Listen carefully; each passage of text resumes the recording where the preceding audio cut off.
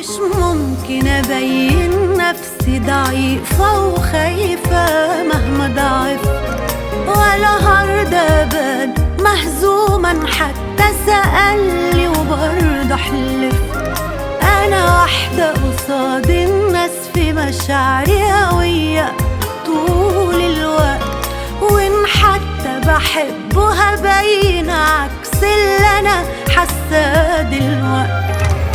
لازم لما يشوفني يحس إن أنا مش زي زمان، وإني عشان حبيته عملتله كل اللي بيرضيه. لكن لما يسيبني أخليها عمره يعيش ندمان، وفي بعدي هيتأكد إن أنا كنت كتير عليه.